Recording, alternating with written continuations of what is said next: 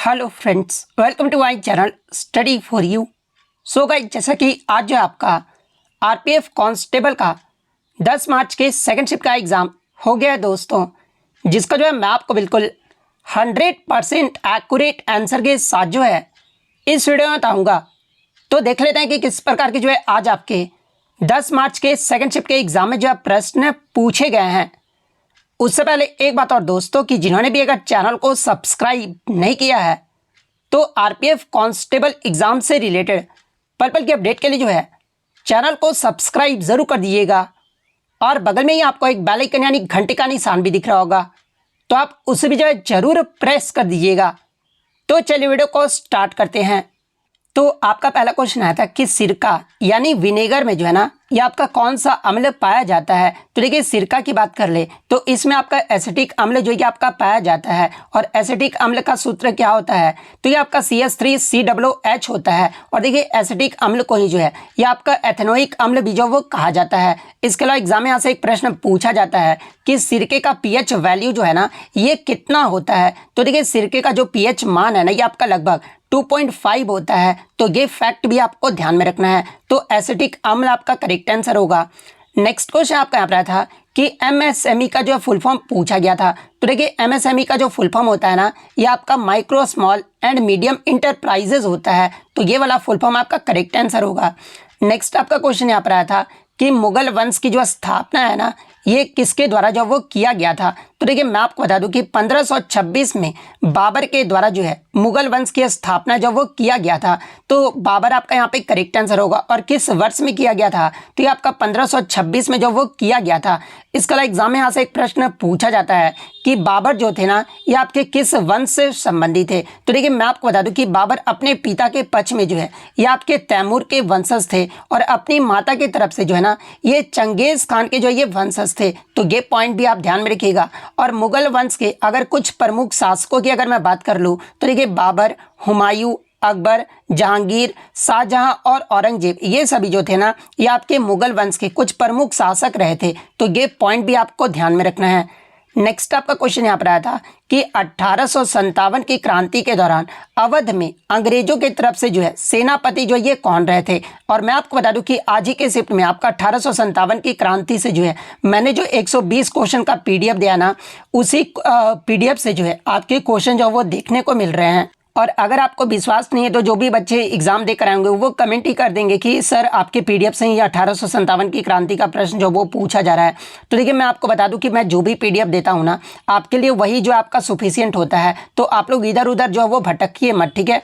तो 1857 की क्रांति के दौरान जो है अवध में अंग्रेजों की तरफ से जो है कई सारे सेनापति थे, जिनमें अगर सेनापतियों की बात कर ले तो हेनरी लॉरेंस थे। इसके अलावा मेजर जनरल हैवलॉक थे। इसके अलावा विलियम टेलर और नेत्र जो है ये आपके प्रमुख जो वो सेनापति रहे थे। तो इनमें से आपका जो भी ऑप्शन में दिया गया होगा वो आपका यहाँ पे करेक्ट आंसर होगा।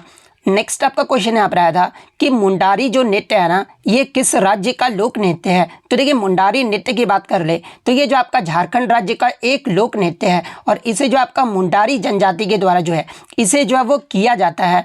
तो झारखंड आपका करेक्ट आंसर होगा।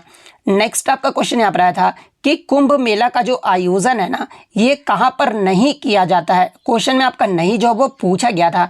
तो देखिए, मैं आपको बता दूं कि कुंभ मेला का जो आयोजन है ना, ये आपका 4 शहरों में जो वो किया जाता है। और वो 4 शहर कौन कौन से हैं, तो पहला आपका प्रयागराज है, जिसे आपका इलाहाबाद के नाम से पहले आपका जाना जाता था। सेकंड आपका उज्जैन है, थर्ड आपका हरिद्वार है, और फोर्थ आपका नासिक। ये 4 शहरों में जो है ना आपका कुंभ मेला जो वो लगता है। और कुंभ मेला जो है ना, ये आपका प्रत्येक 12 साल में जो ये आपका 4 बार लगता है। जिसमें कुंभ मेले के जो आपके कितने प्रकार होते हैं, तो देखिए, कुंभ मेले के आपके 3 प्रकार होते हैं, जिसमें आपका एक महाकुंभ होता है, सेकंड आपका पूर्ण कुंभ होता है, और थर्ड आपका जो वो अर्ध कुंभ होता है। और इस बार जो आपका कुंभ लगा था, ये कौन सा लगा था, तो ये आपका महाकुंभ लगा था। तो ये पॉइंट भी आप ध्यान में रखिएगा। और ऑप्शन में जो आपका यहाँ पर वाराणसी जो वो दिया गया था, तो देखिए, वाराणसी में जो है ना ये आपका कुंभ मेला का आयोजन जो वो नहीं किया जाता है।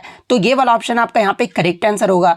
इसके अलावा मैं आपको बता दूं कि इस बार आपका जो 2025 में जो महाकुंभ लगा था, ये कहाँ पर इसका आयोजन किया जाता है, तो ये आपका प्रयागराज में हुआ था। तो ये सारे फैक्ट जो है आपको ध्यान में रखना है।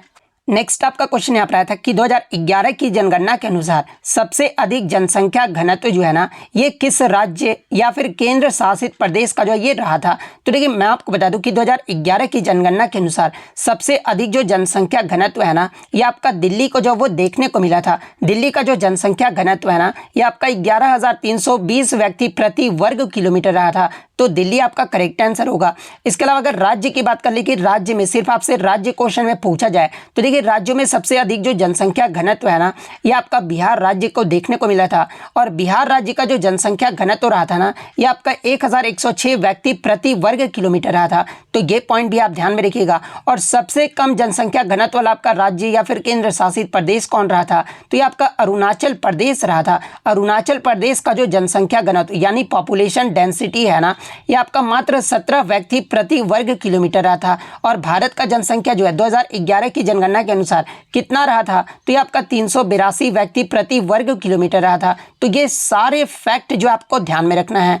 नेक्स्ट आपका क्वेश्चन यहाँ पर आया था कि संयुक्त राष्ट्र विकास कार्यक्रम की मानव विकास रिपोर्ट यानी जो आपका HDI रिपोर्ट जो जारी किया गया ना 2023-24 का उसके मुताबिक जो है भारत को जो है ना ये कितने अंक मिले हैं। तो देखिए मैं आपको बता दूं कि ये जो आपका मानव विकास रिपोर्ट है ये आपका UNDP के द्वारा जो वो आपका जारी किया जाता है जिसमें भारत को इस सूचकांक में जो है ये आपका 0.644 अंक जो वो मिले हैं। और इस माध्यम से मानव विकास श्रेणी में जो भारत है ना ये किस में आता है तो ये आपका मध्यम की श्रेणी में आता है। और इस सूचकांक में भारत जो है 193 देशों में 134वें स्थान पर रहा है। तो ये पॉइंट भी आप ध्यान में रखिएगा। और पहले स्थान पे कौन सा देश रहा था तो ये आपका स्विट्जरलैंड देश रहा था। और भारत के अगर कुछ पड़ोसी देशों की अगर मैं बात कर लूँ जहाँ से एग्जाम में प्रश्न पूछा जाता है तो देखिए चीन का जो स्थान है ना इस रिपोर्ट में ये आपका 75 रैंक पे रहा था। श्रीलंका जो ये आपका 78th पोजीशन पे रहा था। मालदीव जो ये आपका 87th पोजीशन पे रहा था। भूटान जो ये आपका 125वें पायदान पे रहा था। बांग्लादेश आपका 129वें पायदान पे रहा था। तो ये सारे फैक्ट जो आपको ध्यान में रखना है। नेक्स्ट आपका क्वेश्चन यहाँ पर आया था कि बिंबावती देवी जो है ना ये किस भारतीय नृत्य शैली की प्रतिपादक है। तो देखिए बिंबावती देवी की बात कर ले तो ये जो आपके गुरु बिपिन सिंह और गुरु कलावती देवी की जो ये आपकी बेटी थी जो कि आपके मणिपुरी नृत्य से संबंधित है। तो मणिपुरी आपका करेक्ट आंसर होगा। और गुरु बिपिन सिंह भी जो है ना ये आपके मणिपुरी नृत्य के जो है ये आपके संबंधित है। तो ये पॉइंट भी आप ध्यान में रखिएगा। नेक्स्ट आपका क्वेश्चन यहाँ पर आया था कि 1857 के विद्रोह के दौरान अंग्रेजों के खिलाफ जो है कुंवर सिंह ने नेतृत्व जो है ना ये कहाँ से किया था। ऑप्शन में मैं आपको बता दूं कि बिहार जो वो नहीं दिया गया था। ठीक है तो देखिए 1857 के विद्रोह के दौरान आपके जो वीर कुंवर सिंह जो है ना ये आपके जगदीशपुर और आरा से जो है ये आपके जो वो नेतृत्व किए थे। तो जगदीशपुर या आरा दोनों में से जो भी ऑप्शन में दिया गया होगा वो आपका यहाँ पे करेक्ट आंसर होगा। हालांकि बच्चे ने बताया कि वीर कुंवर सिंह का नहीं पूछा गया था, अमर सिंह का पूछा गया था। तो देखिए अमर सिंह का भी अगर पूछा गया होगा तो आरा या फिर जगदीशपुर दोनों में से जो भी दिया गया होगा वो आपका यहाँ पे करेक्ट आंसर होगा। नेक्स्ट आपका क्वेश्चन यहाँ पर आया था कि 200 सेंटीमीटर से ज्यादा सालाना बारिश वाले वनों को जो है ना ये क्या कहा जाता है।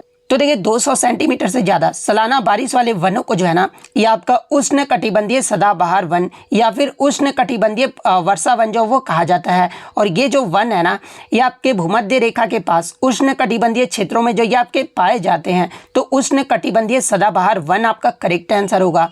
नेक्स्ट आपका क्वेश्चन यहाँ पर आया था कि आज़ादी के समय या फिर आपसे प्रश्न इस प्रकार से पूछा गया था कि 1950 में जब हमारा संविधान बनकर तैयार हो रहा था उस समय भारत में मौलिक कर्तव्यों की जो संख्या थी ना ये कितनी थी। तो देखिए मूल संविधान में जो मौलिक कर्तव्यों की जो संख्या थी ना ये आपका 0 था। हालांकि मैं आपको बता दूं कि हमारे 42वें संविधान संशोधन जो कि आपका 1976 में हुआ था और इसमें स्वर्ण सिंह समिति के सिफारिश पर जो है हमारे संविधान में 10 मौलिक कर्तव्य को जो वो जोड़ा गया था। और मैं आपको बता दूं कि सरदार स्वर्ण सिंह समिति ने जो है टोटल आपके 8 मौलिक कर्तव्यों का जो वो सुझाव दिए थे। और जो 2 आपके मौलिक कर्तव्य है ना ये आपके इंदिरा गांधी सरकार के द्वारा जो ये आपका इम्प्लीमेंट जो वो किया गया था। इसके अलावा वर्तमान में आपके 11 मौलिक कर्तव्य हैं और 11वां जो मौलिक कर्तव्य ये आपका 86वें संविधान संशोधन जो कि आपका वर्ष 2002 में हुआ था और इसके माध्यम से जो ये आपका जोड़ा गया था। तो 0 आपका यहाँ पे करेक्ट आंसर होगा। नेक्स्ट आपका क्वेश्चन यहाँ पर आया था। इसके अलावा मैं आपको बता दूं कि एग्जाम में यहाँ से एक प्रश्न पूछा जाएगा कि मूल संविधान में जो ये तो आपका मौलिक कर्तव्य हो गया, मौलिक अधिकार के बारे में यानी फंडामेंटल राइट्स के बारे में पूछा जाएगा ना। तो देखिए मूल संविधान में मौलिक अधिकारों की जो संख्या थी ना ये आपका 7 था, लेकिन वर्तमान में अगर पूछा जाए मौलिक अधिकारों की संख्या कितनी है तो ये आपका 6 है। क्योंकि 6 कैसे है तो देखिए संपत्ति के अधिकार को 44वां जो संविधान संशोधन हुआ था जो कि आपका वर्ष 1978 में हुआ था, और इसके द्वारा जो है मौलिक अधिकारों की सूची से संपत्ति के अधिकार को जो वो हटा दिया गया है। और वर्तमान में जो संपत्ति का अधिकार है ना ये आपका अनुच्छेद 301 के तहत जो है इसे कानूनी अधिकार जो वो बना दिया गया है। तो ये सारे फैक्ट जो आपको ध्यान में रखना है।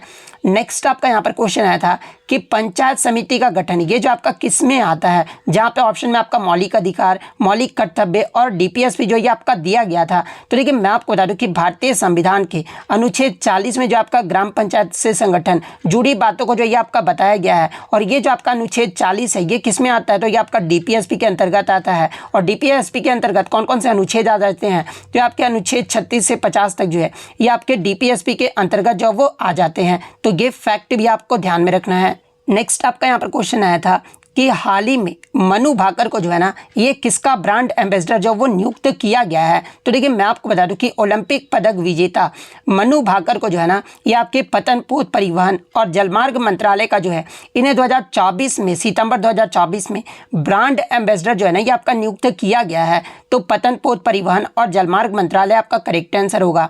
नेक्स्ट आपका क्वेश्चन यहाँ पर आया था कि भारतीय संविधान के अनुच्छेद 152 से 167 तक जो है किसका उल्लेख जो वो किया गया है। तो देखिए मैं आपको बता दूं कि 152 से 167 तक जो है ये आपके राज्य कार्यपालिका के बारे में जो ये आपका बताया गया है। और ये जो आपके अनुच्छेद 152 से 167 किस भाग में आ जाते हैं तो ये आपके भारतीय संविधान के 6ठे भाग में आ जाते हैं। तो ये पॉइंट भी आपको ध्यान में रखना है। तो राज्य कार्यपालिका आपका करेक्ट आंसर होगा। नेक्स्ट आपका क्वेश्चन यहाँ पर आया था कि भारत संविधान के मसौदे को जो है ना ये पहली बार किसने तैयार किया था। तो देखिए भारतीय संविधान का जो मसौदा तैयार करने का जो श्रेय है ना ये आपके BN रॉय को जो वो दिया जाता है। हालांकि मैं आपको बता दूं कि इस मसौदे को संविधान सभा की मसौदा समिति के अध्यक्ष डॉक्टर भीमराव अंबेडकर ने जो है संविधान सभा के सामने जो वो पेश किया था। तो जिस प्रकार से प्रश्न पूछा गया अगर पेश किया गया होगा तो डॉक्टर भीमराव अंबेडकर आपका करेक्ट आंसर होगा। किसके द्वारा तैयार किया गया था तो फिर आपका BN रॉय फिर आपका करेक्ट आंसर होगा। इसके अलावा मैं आपको बता दूं कि संविधान सभा का जो गठन है ना ये आपका 1946 में कैबिनेट मिशन प्लान के तहत जो वो किया गया था। और इसकी जो पहली बैठक है ना ये आपका कब हुआ था तो ये आपका 9 दिसंबर 1946 को हुआ था, जिसमें डॉक्टर सच्चिदानंद सिन्हा को जो है ना ये आपका अस्थायी अध्यक्ष जो वो बनाया गया था। इसके बाद आपका 11 दिसंबर 1946 को जो ये आपका दूसरी बैठक हुआ था, और इसमें डॉक्टर राजेंद्र प्रसाद को जो है ना ये आपका अस्थायी अध्यक्ष जो वो बनाया गया था। तो ये सारे फैक्ट जो आपको ध्यान में रखना है। नेक्स्ट आपका यहाँ पर क्वेश्चन आया था कि भारत के संविधान के किस अनुच्छेद के तहत जो है जीवन और स्वतंत्रता का संरक्षण जो वो शामिल है। तो देखिए अनुच्छेद 21 में जो है जीवन जीने की स्वतंत्रता का जो जिक्र है ना वो किया गया है। तो अनुच्छेद 21 आपका करेक्ट आंसर होगा। नेक्स्ट आपका क्वेश्चन यहाँ पर आया था कि महिला उद्यमी डॉक्टर शिवानी वर्मा द्वारा हाल ही में कौन सा जो है AI टूल जो है ये आपका विकसित किया गया है। तो देखिए मैं आपको बता दूं कि महिला उद्यमी डॉक्टर शिवानी शर्मा के द्वारा हाल ही में जो है ना ये आपका दिव्य दृष्टि AI टूल जो है ये आपका विकसित किया गया है, जिसमें चेहरे की पहचान जैसे अपरिवर्तनीय शारीरिक मापदंडों के साथ जो है ये आपका एकीकृत जो वो किया जाएगा। तो दिव्य दृष्टि आपका करेक्ट आंसर होगा। लेकिन कुछ बच्चों ने बताया कि आपका जो है AI जो है ना ये आपका टीचर वाला जो वो पूछा गया था। तो देखिए मैं आपको बता दूं कि केरल के तिरुवनंतपुरम के KCT हायर सेकेंडरी स्कूल में जो ये आपका लॉन्च किया गया है, जो कि आपका इसका नाम क्या है तो ये आपका आइरिस नाम है, जो कि भारत की पहली जो है AI टीचर है। और ये जो आपका एक ह्यूमनाइड रोबोट है और इसे जो है मैकर लैब्स एड्यूटेक के द्वारा जो इसे विकसित किया गया है। तो अगर ये प्रश्न पूछा गया था तो फिर आपका आइरिस जो है वो करेक्ट आंसर होगा। नेक्स्ट आपका क्वेश्चन यहाँ पर आया था कि 2024 में भारत और सिंगापुर के मध्य जो है कितने समझौते पर हस्ताक्षर जो वो किया गया है। तो देखिए मैं आपको बता दूं कि भारत और सिंगापुर के मध्य 2024 में जो है ना ये आपके 4 समझौते ज्ञापन पर हस्ताक्षर जो वो किया गया है। तो 4 आपका यहाँ पे करेक्ट आंसर होगा। नेक्स्ट आपका क्वेश्चन यहाँ पर आया था कि the dimensional formula for the coefficient of इलास्टिसिटीज यानी प्रत्यास्थता गुणांक की जो विमा है ना ये क्या होती है। तो देखिए प्रत्यास्थता गुणांक की जो आपका डायमेंशनल फॉर्मूला है ना ये आपका ML-1 मैं लिख के बता देता हूँ M0L-1 T-2 होता है। तो ये वाला ऑप्शन आपका यहाँ पे करेक्ट आंसर होगा। इसके अलावा अगर बात कर ले कि आपका कोएफिशिएंट ऑफ इलास्टिसिटी का जो है आपका SI मात्रक क्या होता है, तो ये आपका न्यूटन पर मीटर स्क्वायर या फिर पास्कल होता है। और ये जो आपका डायमेंशनल फार्मूला है ना, ये आपका दाब का भी होता है। तो ये फैक्ट भी आपको ध्यान में रखना है। नेक्स्ट आपका क्वेश्चन यहाँ पर आया था कि छोटा नागपुर जो पठार है ना, निम्नलिखित में से किन राज्यों से जो ये आपका घिरा हुआ है। तो देखिए इस पठार में आपके झारखंड राज्य, छत्तीसगढ़, पश्चिम बंगाल, बिहार और उड़ीसा के कुछ हिस्से जो वो शामिल है। लेकिन सबसे ज़्यादा जो आपका छोटा नागपुर का जो पठार है ना, ये आपका झारखंड राज्य में है। तो अगर झारखंड ऑप्शन में दिया गया होगा तो झारखंड आपका यहाँ पे करेक्ट आंसर होगा। नेक्स्ट आपका क्वेश्चन यहाँ पर आया था कि राज्यपाल की जो नियुक्ति है ना, ये किनके द्वारा जो वो किया जाता है। तो देखिए राज्यपाल की जो नियुक्ति है ना, ये राष्ट्रपति के द्वारा किया जाता है। और राज्यपाल की नियुक्ति, इसके अलावा उनकी शक्तियों और राज्यपाल के कार्यालय से संबंधित सभी विषयों पर जो है ना, भारतीय संविधान के अनुच्छेद 153 से अनुच्छेद 162 के अंतर्गत जो है ये आपका चर्चा जो वो किया गया है। तो राष्ट्रपति आपका करेक्ट आंसर होगा। और यहाँ से प्रीवियस शिफ्ट में आपका एक प्रश्न बना था कि 2 या 2 से अधिक राज्यों के लिए सरकार के रूप में एक ही व्यक्ति की नियुक्ति की सुविधा प्रदान की जाएगी, यानी राज्यपाल जो वो नियुक्त किया जाएगा। और ये जो आपका किस संविधान संशोधन अधिनियम के द्वारा जो है ये आपका नियुक्त किया जाएगा। तो देखिए मैं आपको बता दूं कि 7वां जो संविधान संशोधन हुआ था ना, जो कि आपका वर्ष 1956 में हुआ था, और इसी संवैधानिक संशोधन के तहत 2 या 2 से अधिक राज्यों में आपके राज्यपाल के रूप में जो है एक ही व्यक्ति की नियुक्ति की सुविधा जो वो प्रदान किया गया है। तो ये सारे फैक्ट जो आपको ध्यान में रखना है। नेक्स्ट आपका क्वेश्चन यहाँ पर आया था कि वर्तमान में भारतीय रिजर्व बैंक की जो है रेपो रेट क्या है। तो देखिए वर्तमान में बात कर ले तो देखिए 7 फरवरी 2025 को भारतीय रिजर्व बैंक का जो रेपो दर था ना, ये आपका 6.50% है। तो 6.50% आपका करेक्ट आंसर होगा। सॉरी यहाँ पे 7 फरवरी 2025 को आपका जो 6.50 से घटाकर जो है ना, ये आपका 6.250 जो वो कर दिया गया है। और ये जो कटौती है ना, ये आपका 25 आधार अंकों का था। लेकिन बच्चे ने बताया कि 7 फरवरी से पहले का पूछा गया था, इसलिए मैं आपको जो आंसर बताया वो 6.50 बताया, क्योंकि 7 फरवरी से अगर पहले का पूछा गया होगा तो 6.50% आपका करेक्ट आंसर होगा। अगर 7 फरवरी 2025 के बाद का पूछा गया होगा तो फिर आपका 6.25% आपका करेक्ट आंसर होगा। तो इन दोनों में से जो भी पूछा गया होगा मैंने आपको जो यहाँ पर बता दिया है।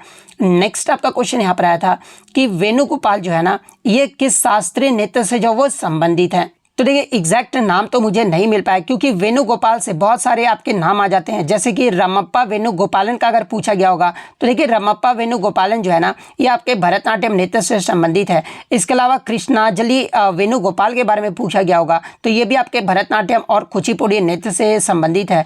पंडित गुरु वेणुगोपाल पिल्लई के बारे में अगर पूछा गया होगा तो ये आपके भरतनाट्यम नृत्य से संबंधित है। जब आपसे गुरु चित्रा वेणुगोपाल के बारे में पूछा गया होगा तो ये जो आपके कथक नृत्य से संबंधित है। तो इनमें से आपका जो भी पूछा गया होगा मैंने आपको जो है यहाँ पर बता दिया है। नेक्स्ट आपका क्वेश्चन यहाँ पर आया था कि भारतीय टेनिस खिलाड़ी रोहन बोपन्ना और ऑस्ट्रिया के मैथ्यू एबडेन ने जो है 2024 में कौन सा ओपन का युगल खिताब जो वो जीता है। तो देखिए मैं आपको बता दूं कि भारतीय टेनिस खिलाड़ी रोहन बोपन्ना और ऑस्ट्रेलिया के मैथ्यू एबडेन ने जो है ना 2024 में आपका ऑस्ट्रेलियन ओपन 2024 का खिताब जो वो जीता है। तो 2024 का ऑस्ट्रेलियन ओपन आपका करेक्ट आंसर होगा। और इन्होंने जो ये किसे हराया था, तो ये आपके इटली के सिमोन बोलेली और वावसोरी को जो वो हराया था। तो ये पॉइंट भी आपको ध्यान में रखना है।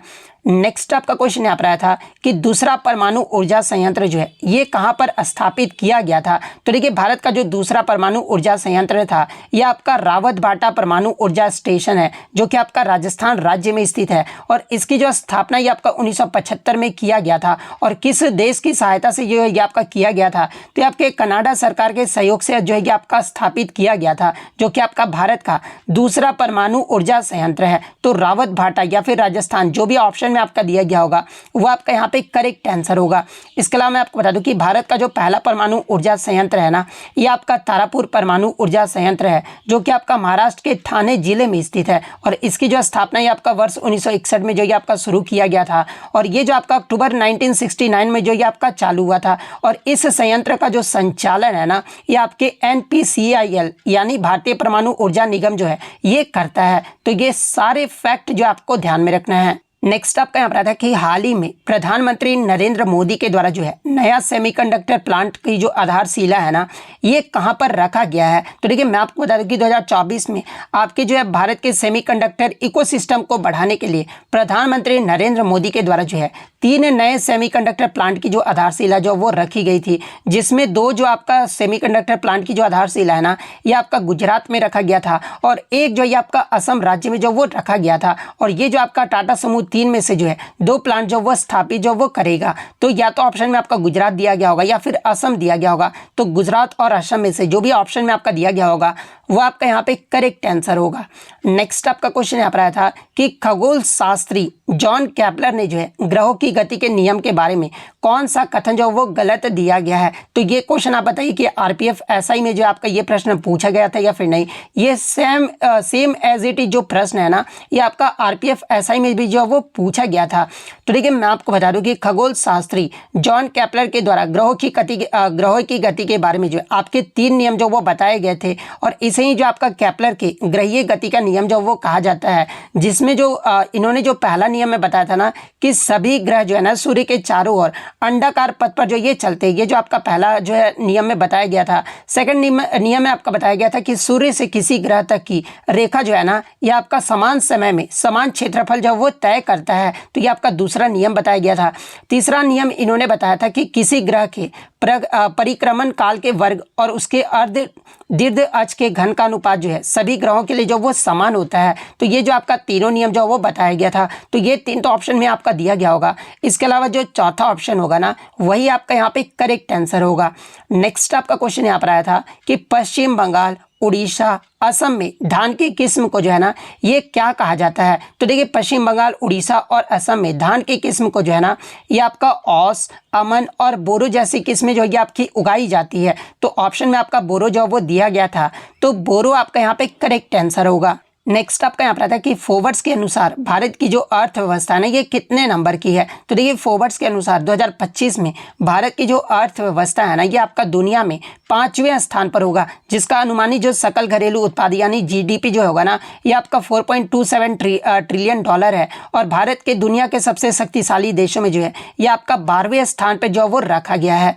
नेक्स्ट आपका क्वेश्चन यहाँ पर आया था कि आपका एक आया था कि एक गुप्त काल से था कि कथन बेस्ड आपका प्रश्न जो वो पूछा गया था कि नालंदा विश्वविद्यालय ये जो आपका कुमार गुप्त के द्वारा जो है आपका बनवाया गया था, ये आपका पहला कथन दिया गया था। तो देखिए पहले कथन की अगर बात कर ले तो देखिए नालंदा विश्वविद्यालय की जो स्थापना है ना, ये आपके गुप्त वंश के राजा कुमार गुप्त के द्वारा 5वीं शताब्दी ईस्वी में जो वो किया गया था।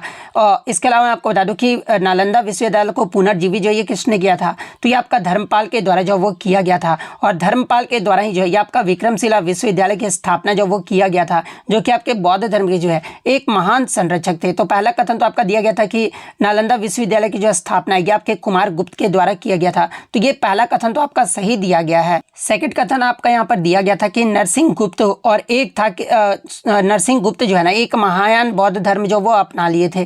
तो ये भी कथन जो आपका जो वो सही दिया गया है। तो ऑप्शन आपका इस प्रकार से दिया गया था कि एक केवल सही है, या फिर दोनों सही है, या फिर दोनों में से कोई नहीं सही है, या फिर जो आपका नन ऑफ दी जो है वो दिया गया था। तो देखिए यहाँ पे दोनों कथन ही जो आपके सही हैं, तो दोनों कथन आपका करेक्ट आंसर होगा। नेक्स्ट क्वेश्चन आपका यहाँ पर आया था केशु वेणुगोपाल 2024 का जो लोकसभा चुनाव है ना, ये कहाँ से लड़े हैं। तो देखिए केसी वेणुगोपाल 2024 का जो लोकसभा चुनाव है ना, ये केरल के अलपुझा निर्वाचन क्षेत्र से जो ये लड़े हैं। तो केरल का अलपुझा आपका यहाँ पे करेक्ट आंसर होगा। इसके अलावा मैं आपको बता दूं कि ये सारे प्रश्न जो भेजे थे ना, ये आपके अनूप कुमार और भी बहुत सारे कैंडिडेट्स ने भेजे थे। हालांकि इन्होंने बोला था कि सर वीडियो में नाम ले लीजिएगा। तो देखिए इनका नाम आपका यूपी से अनूप कुमार है, जिन्होंने टेलीग्राम पे जो क्वेश्चन भेजे हैं, और इनको मैं तहे दिल से जो वो धन्यवाद जो वो कहना चाहता हूँ। इसी तरह आपका भी एग्जाम होता है तो आप क्वेश्चन जो है इसी प्रकार से जो है आप टेलीग्राम पे 20 से 25 क्वेश्चन भेजिए, मैं आपका नाम जो वो वीडियो में जरूर ले लूँगा। और इन्होंने बताया कि बहुत बहुत आभार आपका, काफ़ी हेल्प मिली आपके एनालिसिस से। इसलिए मैं बोलता हूँ कि मैं जो भी एनालिसिस करवाता हूँ ना, आपके लिए जो वो फ़ायदेमंद ही होगा। तो आप मेरा एनालिसिस जो वो ज़रूर देखा कीजिए। तो अगर वीडियो अच्छी लगी हो तो वीडियो को जो है लाइक ज़रूर कर दीजिएगा, और इसी तरह रियल एनालिसिस पाने के लिए जो है चैनल को सब्सक्राइब ज़रूर कर दीजिएगा, तो इसी तरह अगर आपका थर्ड शिफ्ट में एग्ज़ाम हुआ है तो आप अपने क्वेश्चन जो है या तो वीडियो के कमेंट में कर दीजिएगा या फिर टेलीग्राम का लिंक आपको डिस्क्रिप्शन में मिल जाएगा, आप वहाँ से क्वेश्चन जो वो ज़रूर भेजिएगा। तो मिलते हैं नेक्स्ट वीडियो में, तब तक thank you, all the best.